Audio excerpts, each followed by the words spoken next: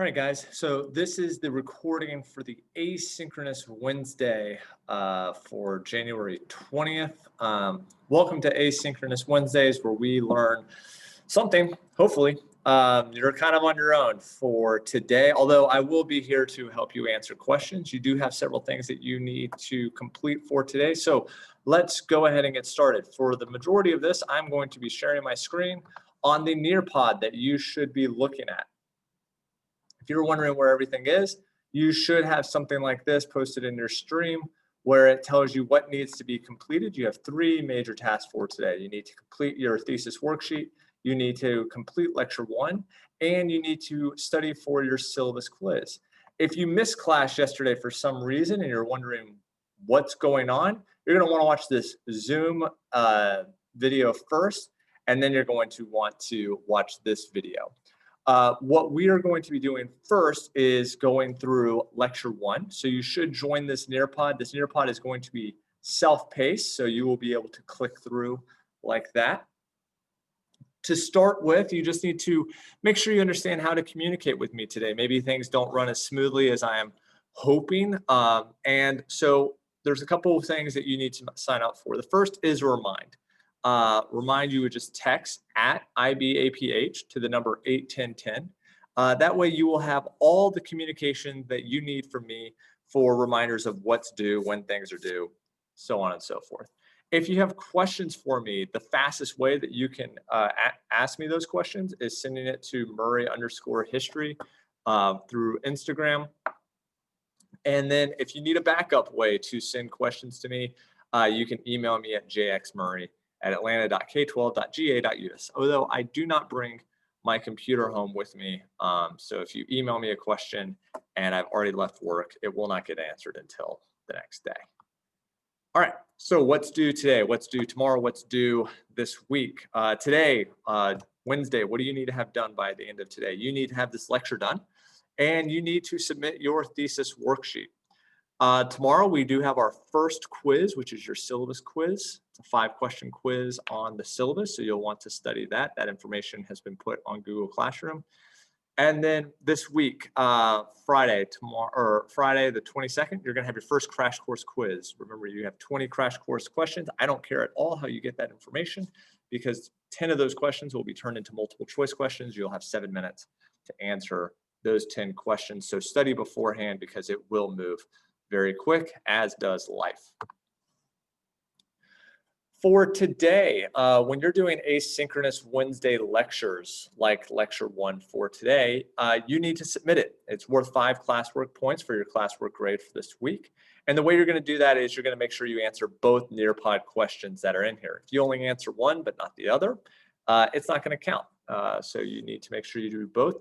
You have until 8 a.m. officially till tomorrow to do that, because if I'm being honest, I'm not going to grade it Wednesday night. I will grade it Thursday morning. So make sure you have it done by then. Late work won't be accepted.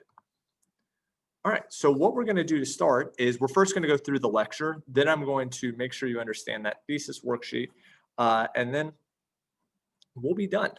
So you should have your note outline number 1. You should be looking at that. If you're wondering where that is, it's in the Google Classroom under note outlines for Unit 1 and Unit 1 materials. You'll want to copy that information down. If you don't want to copy that down, honestly, you'll be able to pause this enough to be able to get it down through here, but it's best to practice copying it down. We're not going to get through all of Unit 1's notes today. We're only going to do half of them. Second half we will do together in class. And the title of your notes is called In the Beginning. For these notes, there's a couple of questions that you're going to want to be thinking about. We're going to be looking a lot at how the environment influenced society. And one thing that you want to think about is, does the environment still influence your society today? And if so, how? How does the environment influence you on a day in and day out basis? When you think about the environment today, you probably think mostly, honestly, about like maybe environmental catastrophe with global warming and climate change. Atlanta, if you think about Atlanta, we are a geographically irrelevant city. We have no major waterways that go through Atlanta. Atlanta was not founded based off of waterways. Instead, we were founded based off of railroad tracks. There were 3 large railroads that came through Atlanta. And that's what made our city kind of what it is today. Very smartly, we had some city leaders think in the future about the non-future of railroads, and because of that, they created highways. So we have 3 highways that now run through our city, which still make it relevant. And we have a very large airport. So while that's not strictly environmental factors, it does deal with transportation. And a lot of the environmental factors that we're going to be talking about today also dealt with how goods were transported. Also, food. Food was a very, very large environmental factor for what caused for settlements to look a certain way, and how houses should look were affected a large part by climate. So just to be thinking about today, how does the environment influence your society today, if it does? All right, so let's go ahead and get started in thinking about the environmental factors of the Americas. We're going to go all the way back. We're going to go before any Europeans arrived on the American continent. And we're going to be looking at how Native Americans interacted with their environment and what that made their settlements look like. The first thing that you should see is that maize, corn, was super important to Mexico. So we're not talking about the United States right now. We're talking about Central America. Central America is between North and South America. It's where Mexico is. And corn was cultivated very, very heavily there. Corn, fancy word for corn is maize. So corn, maize, same thing. And the reason why maize or corn was so incredibly important was because this was one of the first food that people could plant and eat. And the reason why that's important is because this stopped Native Americans from having to move constantly. Now, this may seem kind of boring or elementary, but you have to understand that this is probably one of the largest, most important human interactions with nature that we have had in several thousand years. Beforehand, people had to travel with a herd of animals to hunt down their food. Now, all of a sudden, plants allowed for people to plant. That created villages, which created buildings, which created our modern society for today. Native Americans, a lot of times, maybe are thought incorrectly as simple. And that's just not accurate. Native Americans actually had a much better understanding of vegetation cultivation than Europeans did. In fact, we'll talk more about what Europeans gained from Native Americans when they came over here. And honestly, environmental cultivation and how they grew food, they were far, far, far, far ahead of Europeans. They used a method called the Three Sisters method along the East Coast. So away from Mexico, now we're kind of talking about New York, Virginia. And this is where they would plant 3 crops together, and these crops would cross-pollinate with one another and help each other all grow. This was beans, corn, and squash, and it's called the Three Sisters farming technique. This would all be used as evidence for you to show that Native Americans, 1, were influenced by their environment, and 2, they were influenced by their environment through growing crops that led to settlements. I have a picture just of the Three Sisters method right here. So you would have a stalk of corn where beans would grow up the stalk of corn. And then when the stalk decomposed, it actually would help squash, which would be planted into the ground. This all helped to fertilize one another. Highly, highly effective. All right. So again, I told you that for you to get credit for this, you need to have made sure to answer both Nearpod questions. And what I'm going to have you do right now is just make sure you make an argument defending this statement. So corn changed how Native Americans lived. What I want you to do is tell me how. How did corn change how Native Americans live? Answer that right there. Okay. So now we're going to move to a couple of different other groups of Native Americans. We've talked broadly about the Three Sisters method on the East Coast. That was New York and Virginia. And we also talked about how Mexico grew maize or corn, which led to permanent settlements. But not all Native Americans had that same idea or interaction with their environment. The Great Plains are probably the Native Americans that you think of most. These are the Native Americans that wore headdresses, feathers, painted their faces with war paint. Not all Native Americans did that. In fact, Native Americans really viewed themselves as differently as we might view different cultures or races today.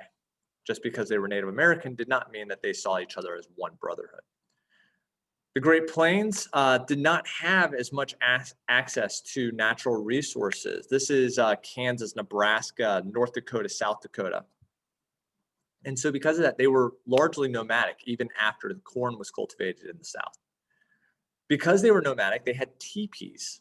When you think of teepees, that might be a stereotypical Native American home that you might think of. Not all Native Americans lived in teepees, but the Great Plains Native Americans did. Why did they live in teepees? Because they were easy to move with.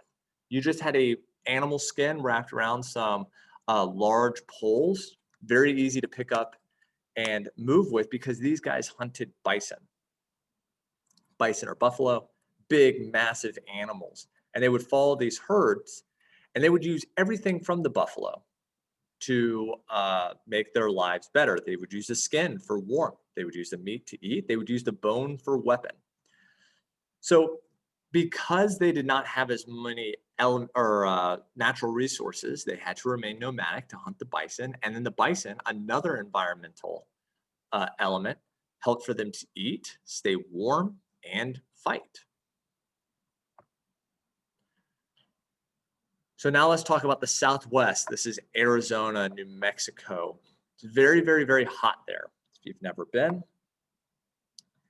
And the Native Americans that lived there were called the Pueblos. And the Pueblos are a bit confusing because their Native American name were the Pueblos, and then they lived in houses also called Pueblos. This would be like if my name was Mr. Murray and my house was also called a Mr. Murray. So Pueblos, they did a couple of different things to try to fight the desert climate of the Southwest. First, they developed an irrigation system to help them plant. That meant that they were able to take water from a river and move that water to crops near them, so they didn't have to live near a river. Very, very advanced in irrigation systems. But probably the most famous thing was the picture that you're looking at right here. These are massive houses that they built into the rock. Why would they build their houses into the rock? That could not have been easy. It's to keep cool. If you don't know, rock caves have a constant temperature. So when they built these into rock, it was actually creating a type of air conditioning for them so that they could escape the hot desert heat. And so these are both ways that the Pueblos in the Southwest interacted with their environment. They developed irrigation systems that allowed them to plant so they could have food in the desert climate.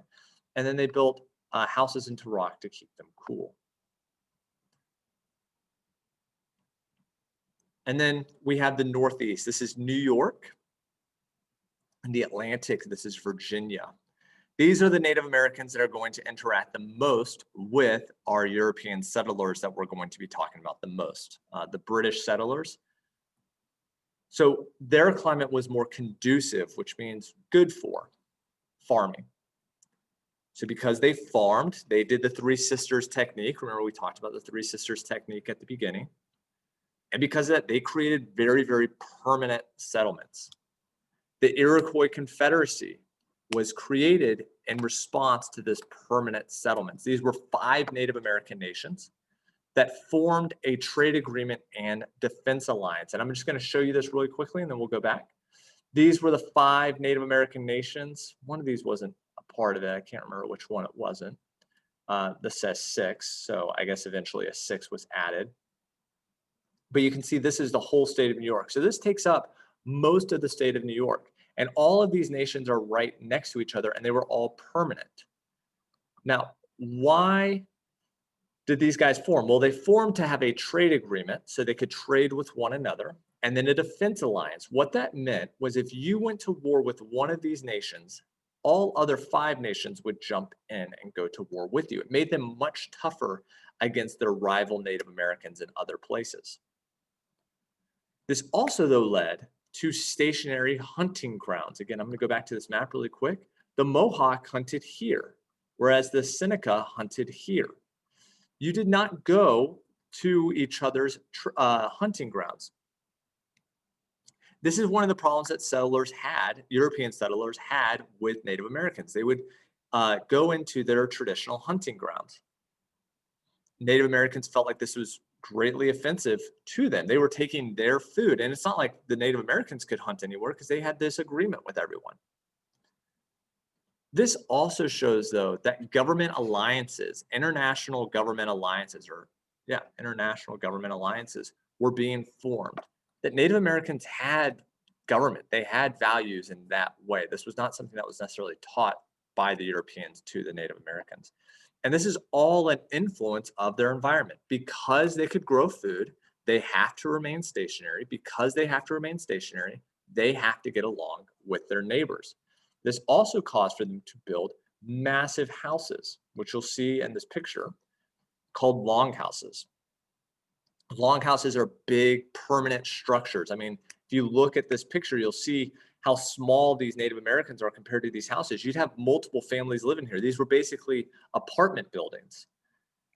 And these apartment buildings were permanent big structures, again, because these guys were growing food. You can actually see outside of the gate, it looks like they're harvesting food out there. All right. Now, at the very end, if you go along to the near pod, you'll see one more question. It says, make an argument for defending the statement. Weather and climate affected how Native Americans lived. From one of the following regions, Mexico, Southwest Great Plains, and Northeast, you need to give an example. So make an argument showing how either Mexico, the Southwest, the Great Plains, or the Northeast give a specific example of how weather and climate affected how Native Americans lived. Try to answer in full sentences. Once you're done with that, you have completed lecture 1. The only other thing that you'll have left to do will be your thesis. So we went through this as a class today. Every class got to about the same point, which is right here, which is you are now creating your own prompt. Can be anything you want it to be. And then you're going to create a 2-part thesis and a 3-part thesis about this prompt. Now, a 2-part thesis, again, is where you would reword the question into an argument. And then you would also have your reasoning attached to it. So if you look at my example, I said, who is the best basketball player ever? I have my rewording of the question in the form of an answer. LeBron James is the best basketball player ever. I have my connecting word, because. And then I've organized my argument into 2 or 3 different groupings because of his consistency and ability to play multiple positions. A 3-part thesis would be acknowledging a flaw that your argument has. That is an advanced argumentative technique. It's something you could take away from your opponent. If your opponent says, no, Michael Jordan is the best basketball player ever because he never lost an NBA championship. What if you were able to take that argument away from him by conceding that, saying, yes, I recognize that that's a flaw. I still think, even though with that flaw, though, LeBron James is better.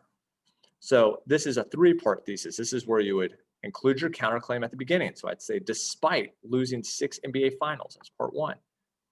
LeBron James is the best basketball player. That's my argument, part 2. Because of his consistency and ability to play multiple positions. That's part 3. So you will now create your own prompt, and then a 2-part thesis, and then a 3-part thesis. Now, this is very fun when you get to write your own prompts, but what happens if the prompt is written for you? How would you answer this? And this is where the last part of your worksheet comes into play. You're going to take these statements that we worked on earlier, and you're going to turn them into 2-part thesis. So no 3-part. Don't worry about the counterclaim yet. Now, the thing is, when arguing about LeBron James, I have to know about LeBron James to actually include my reasoning. Well, you don't have enough historical knowledge right now to actually include your reasoning for any of this. So all I'm having you do is shape it the correct way. So you're going to do kind of the first part, which is American society changed after the American Revolution. So you took the question, to what extent did American society change after the American Revolution? And you could say the American society changed after the American Revolution. If you wanted to be like more like intense, you could say American society changed a lot after the American Revolution, or not a lot. Or you could just leave it kind of bland and vague and say American society changed after the American Revolution by would be my connecting word now instead of because, blank, blank, and blank. Now, I don't know the reasoning yet, but I know that this is where it would go. And that's what I want you guys to do for these statements. So if you look at number two says, explain the reasons why a new conservatism rose in prominence to the United States between 1960 and 1989. I'm going to give you, pause it right here. Try to do it on your own because I'm not going to be with you anymore. So try to do it on your own. And then I'm going to tell you the answer. So pause it right here because I'm about to tell you the answer. Did you pause? Okay, well, hopefully you paused. So let's go through the answer. Again, this is a two-part thesis where you're trying to figure out how can I make this into an argument. So explain the reasons why a new conservatism rose to prominence in the United States. I'm just going to rephrase the question. I'm going to say a new conservatism rose to prominence in the United States due to, that's my connecting word, blank, blank, and blank. So again, all I'm doing is taking this, turning it into a question, or turning it into a statement, and then showing you where I would put my reasoning.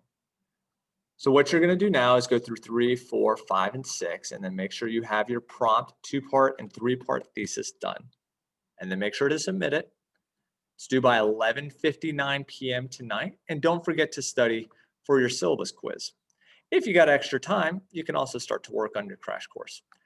If you have questions, of course, you can message me on Instagram and I will get back to you. Hope you guys have a great rest of your day. I'll see you on Thursday.